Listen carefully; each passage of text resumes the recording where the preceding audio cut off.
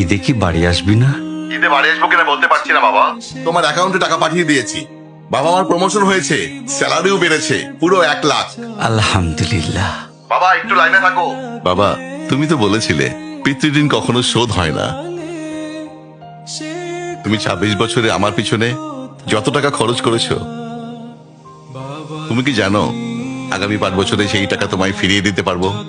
আমার এখন স্যালারি মাসে 1 লক্ষ টাকা বাবা। ও, এই কথা।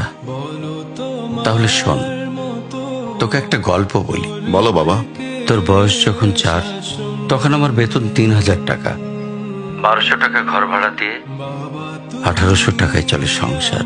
আমি আমার সাধ্যমতো সারা জীবন চেষ্টা করেছি তোর মাকে সুখী করতে, প্রতি ঈদে কোরবানি দিতে। তোকে যেবার প্রথম স্কুলে ভর্তি করালাম, সেবারই প্রথম আমরা আমাদের কোরবানি দিতে পারিনি।